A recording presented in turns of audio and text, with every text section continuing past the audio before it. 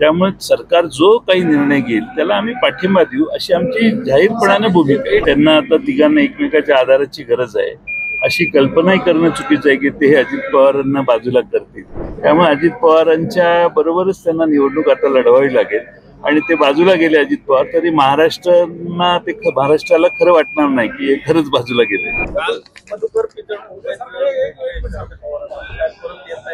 मला माहित नाही की ते कोणत्या कारणासाठी भेटले। त्यांनी बाहेर आल्यावर पेसाचा जे सध्याचे प्रश्न आहेत त्याविषयी भूमिका मांडण्यासाठी गेलेल्याचं सांगितलं असं मी ऐकलं, मी पाहिजे।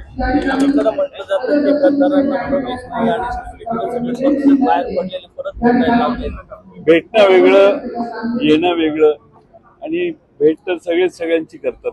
नगरमध्ये शिवसेना दावा करते कसं हे समीकरण जुळून आणलं? ते आमच्या महाविकास आघाडीत आमच्या बैठकीत आम्ही ठरवू आणि मग आपल्याला सांगू।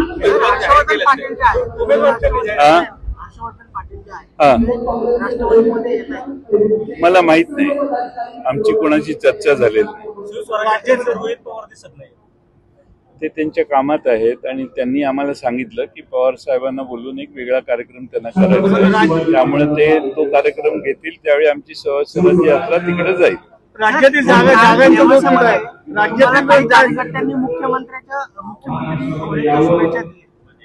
असे सगळ्या चालू असतात, त्याच्यात काही फार तुम्ही मनावर घेऊ नका। राज्यातील जागांचा पक्ष आहे तो केव्हा पूर्ण होईल असं 1-2-3 तारखेपर्यंत घटस्थापनेच्या आधी पूर्ण व्हावा अशी अपेक्षा आहे। त्यांनी उपोषण केलेलं आहे पण सरकारने त्याच्याकडे दुर्लक्ष केलेलं दिसतंय असं त्यांच्या बोलण्यावरून दिसतंय। दरंगे पाटलांची प्रकृती अस्वस्थ आहे, त्यांना पुन्हा ICU मध्ये ऍडमिट केलं ही माहिती त्यांनी आम्हाला दिली। दरंगे पाटलांच्या विषयी सरकारने त्यांच्याशी काय संवाद केलाय, दरंगे पाटलांच्या मागण्याविषयी सरकारने काय केलंय याच्याविषयी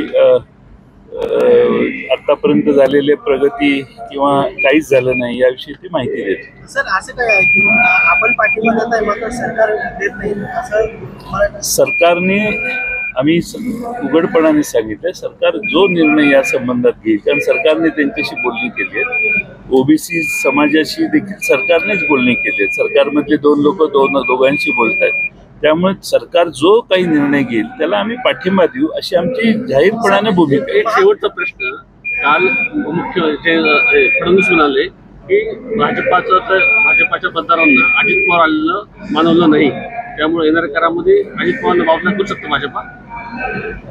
नाही करणार, कारण त्यांना आता तिघांना एकमेकाच्या आधाराची गरज आहे अशी कल्पनाही करणं चुकीचं आहे की ते अजित पवारांना बाजूला करतील।